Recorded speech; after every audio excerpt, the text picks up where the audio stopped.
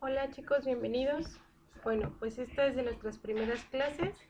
Esta es la materia de química. Soy la ingeniera Edith Gómez y vamos a ver nuestro primer tema bueno, abordando el tema de la materia, se desglosan varios subtemas. El primero que vamos a ver es sobre su composición, los estados de agregación. Si observamos en nuestro entorno, comprobaremos que estamos rodeados de materia, o sea, todo está hecho de materia, inclusive nosotros. No, hay un dicho muy popular, no sé si lo han escuchado, que dice que nosotros estamos hechos de polvo de estrellas. ¿Por qué? Porque la materia que nos conforma siempre ha existido en el universo, únicamente se ha ido transformando con el paso del tiempo. Cada átomo que nos compone en algún punto fue parte de algún sistema solar o de alguna estrella, de algún planeta. Entonces, pues todos estamos hechos de polvo de estrellas, es cierto. La materia en el universo tiene o se encuentra en 4 estados de agregación. No sé si ustedes los conozcan. Normalmente los más comunes o los que todos conocemos es el sólido, donde las partículas están muy juntas, el líquido, donde sus partículas comienzan a dispersarse, el gaseoso, donde las partículas están completamente separadas y entonces son libres. Estos son los 3 estados que la mayoría conocemos. Sin embargo, existe un cuarto estado de la materia. Ese no es muy común verlo, por ejemplo, aquí en el planeta Tierra no es común verlo. ¿Por qué? Porque sus características son muy específicas y requiere condiciones especiales para poder existir. Y es el plasma. ¿Ok? El elemento más común que nosotros conocemos que tiene este estado de agregación es el Sol, porque no es un sólido, no es un líquido, tiene gases, pero no es completamente gaseoso, es un plasma. Ahorita vamos a ver un poco más sobre las características de cada uno. Bueno, en el planeta Tierra existen muy pocos elementos, bueno, los más comunes son el sólido, líquido y el gaseoso, los estados de agregación, y existen muy pocos elementos que en forma natural se encuentran en los tres. Uno de ellos es el agua. El agua en su estado natural lo podemos encontrar en forma gaseosa en las nubes, en forma sólida en los icebergs, los cubos de hielo que están en la Antártida, todo eso, y en el estado líquido, que es el más común, el que todos conocemos. Sin embargo, pues en la naturaleza sí los podemos encontrar en los 3 estados de agregación. Vamos a ver. Ahora, ¿cuáles son las características de cada uno? Bueno, pues tenemos el sólido. El sólido, su característica es que todas sus partículas están muy juntas. El movimiento que tiene es muy poco, es apenas vibratorio el movimiento de sus partículas. Es por eso que, por ejemplo, ustedes no pueden atravesar con facilidad una pared. Para poder atravesarla necesitan romperla, necesitan una fuerza. ¿A qué se debe esto? Existe algo llamado la fuerza de cohesión. ¿Ok? La fuerza de cohesión es esa fuerza con la que una molécula se sujeta a la otra.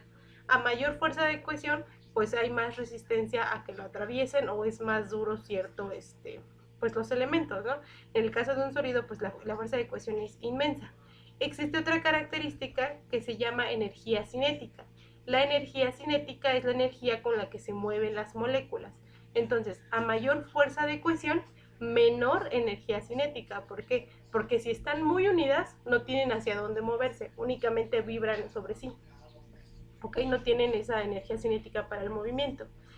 Sin embargo, conforme va aumentando la energía cinética, la fuerza de cohesión va disminuyendo. En el estado líquido, las moléculas siguen aún unidas, solamente que un poco más dispersas, tienen mayor movimiento, mayor energía cinética. Por eso es que los líquidos sí pueden moverse, ustedes sí pueden atravesar un balde de agua o un balde de alcohol, o sea, de un elemento en estado líquido, sí pueden atravesarlo. ¿Por qué? Porque sus moléculas están más separadas. El sólido tiene una forma y un volumen definido. Un sólido no le pueden cambiar la forma nada más porque si no es maleable. ¿Ok? En cambio, el líquido no tiene una forma definida, pero sí un volumen. Un litro de agua es un litro de agua en una cubeta, en un frasco, en una botella. Aunque cambie su forma, el volumen sigue siendo el mismo. ¿Ok? Simplemente adopta la forma del recipiente que lo contiene. En cambio, el estado gaseoso tiene aún más una mayor una mayor energía cinética y la fuerza de cohesión es casi nula. ¿Por qué? Porque las moléculas están libres, no están unidas unas con otras. Este no tiene forma ni volumen definido. ¿Por qué? Porque si ustedes toman un poco de gas y lo encapsulan en un frasco, va a tomar la forma y el volumen del frasco. Sin embargo, si lo abren, como las moléculas empiezan a dispersar, tanto la forma como el volumen cambian. Entonces no tiene una forma ni un volumen definido. Su energía cinética es muy elevada y su fuerza de cohesión es casi nula. Ahora, en el estado plasma ocurre también lo mismo, un poco más. La energía cinética es inmensa, es tan grande que la fuerza de cohesión es prácticamente nula. Las moléculas no están juntas. Al contrario, como su energía cinética, o sea, la energía de movimiento de ellas, es tan grande, chocan unas con otras. En este dice que es un estado de agregación en donde todas las moléculas pueden estar dispersas, pero a la vez puede haber un punto en el que todas estén reunidas en un solo punto, que todas choquen al mismo tiempo. Es por eso que en la corteza del Sol podemos ver que constantemente hay explosiones, porque al chocar estas moléculas liberan demasiada energía, que es lo que solemos ver en el Sol. ¿Ok? Muy bien. Ahora, los cambios de materia. Como dijimos, aquí en la Tierra o en lo que nosotros conocemos, los estados de agregación más comunes pues son el sólido, el líquido y el gaseoso. Los elementos o la materia que tenemos dentro del planeta pueden encontrarse, como dijimos, el agua en los tres estados en forma natural, o algunos únicamente se encuentran en un solo estado. Sin embargo, con cierta energía o aplicaciones que nosotros le damos, se puede cambiar sus estados de agregación. Por ejemplo, si nosotros tenemos un metal como el oro o la plata, su estado natural es el sólido. Sin embargo, lo podemos pasar a ser líquido, como por medio de la energía calórica. Cuando nosotros sometemos a altas temperaturas estos metales, lo que hacemos es que la energía cinética comience a aumentar. La energía de las moléculas se empieza a aumentar, entonces se empieza a romper la fuerza de cohesión, se empiezan a liberar y es cuando cambia el estado. Cuando pasa de sólido a líquido se llama fusión, ¿ok? Entonces ya tenemos el metal derretido, está completamente líquido a temperaturas muy elevadas. Sin embargo, si nosotros dejamos de aplicar esa energía calórica, ¿qué pasa? Como ya no tiene de dónde optar esa energía, lo que va haciendo es que su temperatura va disminuyendo. Al disminuir la temperatura, también disminuye su fuerza, su energía cinética. Entonces, como va disminuyendo, sus moléculas comienzan otra vez a compactarse porque ya no tienen movimiento. Entonces la fuerza de cohesión empieza a aumentar y de líquido vuelve a pasar a ser un sólido. A ese paso se le llama solidificación.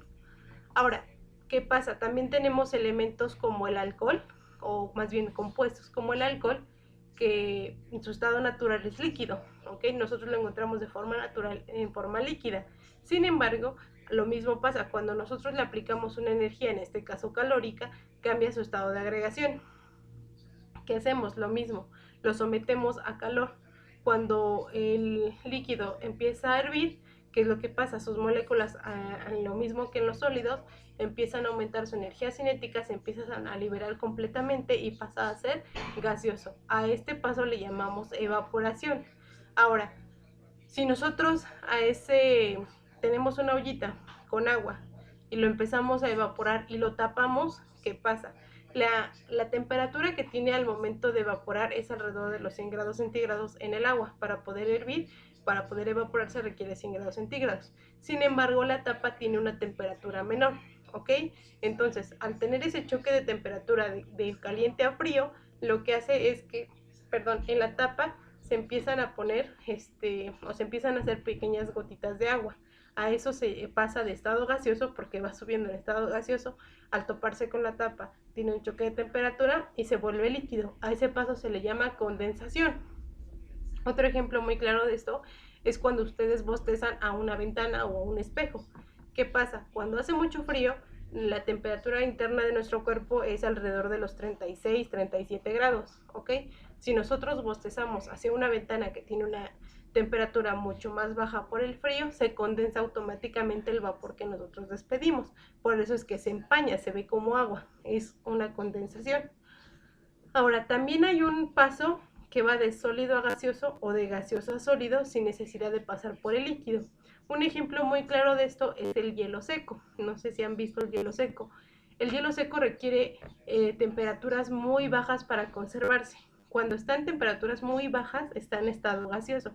Sin embargo, si nosotros normalmente es nitrógeno, tenemos el nitrógeno en gas. Cuando nosotros lo ponemos o lo sometemos a temperatura ambiente, automáticamente se vuelve un polvo, entonces se vuelve un sólido. A esto se le llama cristalización. Pasa de gaseoso a sólido sin necesidad de convertirse en líquido. Ahora, si nosotros ese polvo lo volvemos a someter a temperaturas muy bajas, se convierte en gas. Se le llama sublimación, de sólido a gaseoso sin pasar por líquido. Bueno, vamos a ver ahora lo que son las sustancias puras y las mezclas. La base de la química de la materia son los elementos. Este término fue formulado por Boyle. Fue un alquimista famoso. Si conocen, los alquimistas son aquellos químicos empíricos que poco a poco fueron formando la química. Y él decía que la química debía basarse en el experimento y que el análisis permite conocer a los verdaderos elementos, analizar la composición de cada uno. Entonces, él define a un elemento como una sustancia indescomponible en un proceso químico. Es decir, como es la parte más pequeña, o más bien la sustancia más pura que existe, es la base de todo, los elementos, ¿ok? Un elemento ya no se puede descomponer en más cosas. ¿Por qué? Porque es lo mínimo. Ahora, un compuesto es la sustancia que puede descomponerse en varios elementos. Es decir, un compuesto es el conjunto de diversos elementos, ¿ok? Las sustancias puras se dividen en elementos y compuestos y tienen una composición fija, mientras que las mezclas la tienen variable. ¿Por qué? Porque los compuestos ya no pueden cambiar su forma, como por ejemplo el agua. Para que sea agua siempre va a ser H2O, no pueden cambiar su forma, su composición.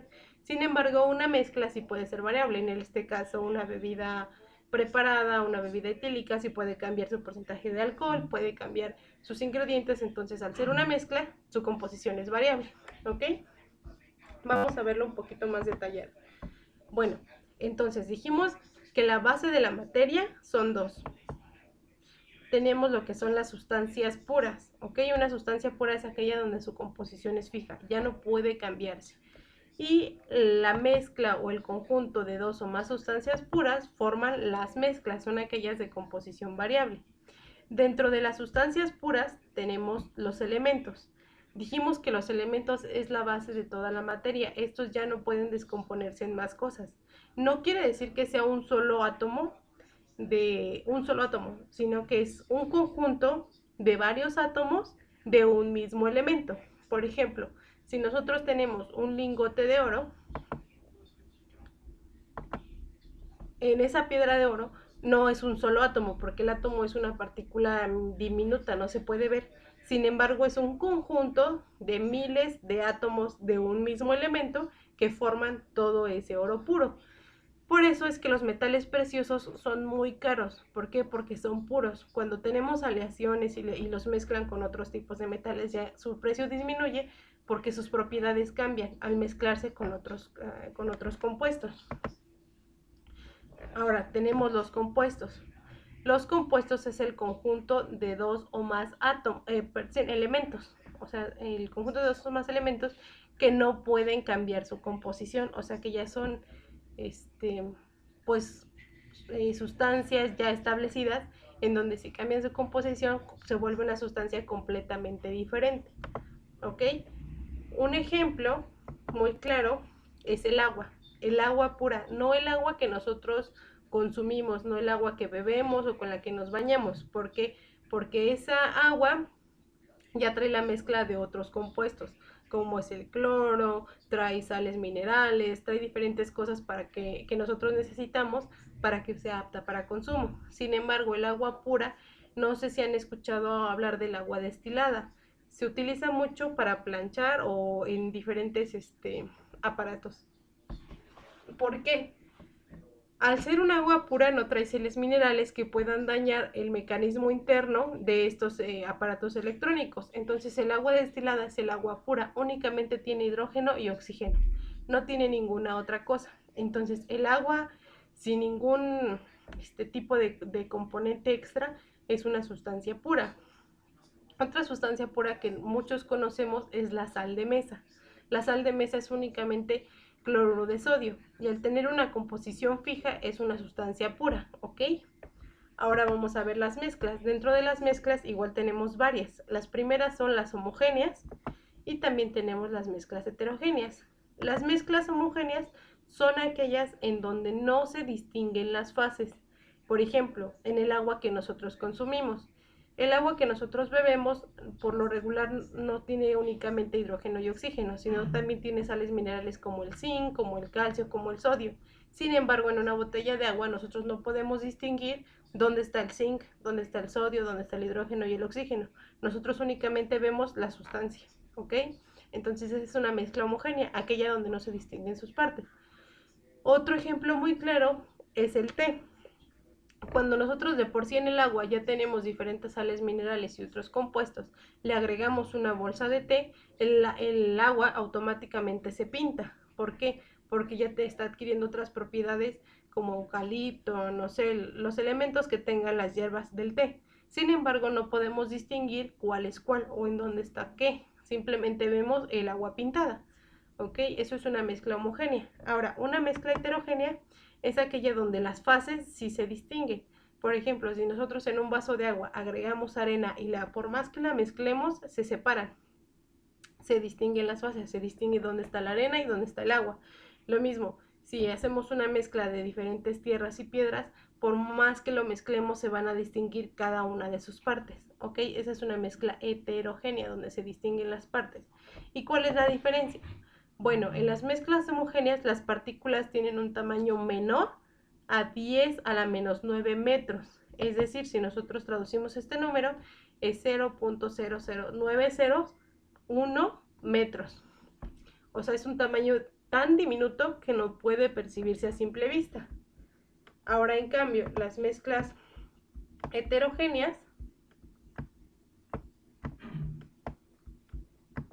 tienen un tamaño de partículas mayor a 10 a la menos 6 metros, es decir, 0.000001 metros. Son partículas que sí se pueden distinguir, tal vez no directamente a simple vista, pero con un microscopio se puede distinguir. Por ejemplo, muchas veces si nosotros tomamos una muestra de agua con tierra, la ponemos al microscopio y podemos ver las motas de tierra. Sin embargo, con una botella de agua, aún en el microscopio no se puede distinguir las sales minerales, son demasiado pequeños para verlos.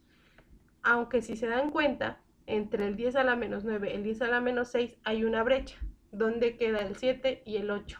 Ok, a esas mezclas se les llaman coloidales.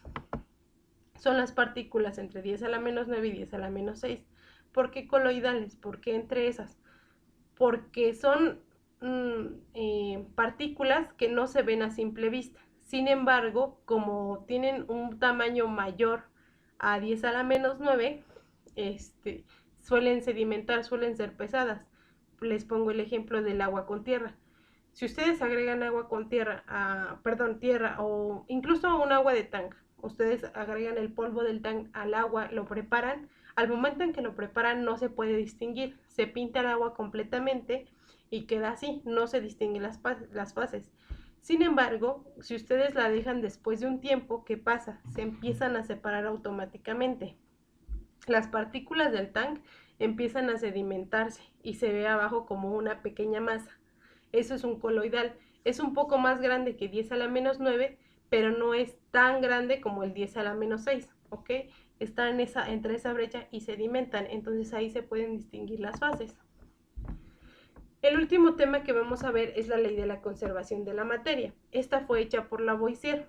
Él dice que durante un cambio químico no se producen cambios observables de masa, es decir, de lo que compone la materia.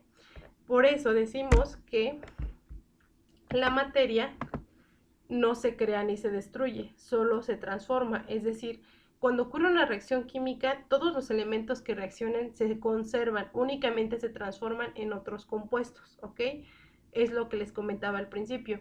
Nosotros estamos hechos de polvo de estrellas. Las reacciones químicas que hubo durante el Big Bang y todo eso, toda la materia que explotó no se destruyó, únicamente se empezó a transformar en otras cosas, fue evolucionando hasta llegar a lo que somos ahora.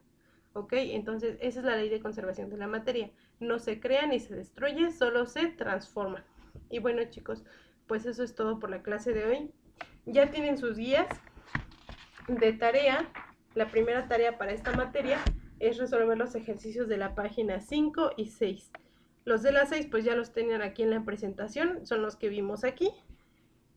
Únicamente van a resolver el mapa que está en la página 5, que es sobre los estados de agregación de la materia. ¿Ok? Ya saben que si tienen alguna duda me pueden consultar por medio del teléfono y con gusto se las voy a resolver. Por favor, todas las dudas y sus tareas envíenmelas de forma individual. Y pues eso es todo, que tengan un excelente fin de semana.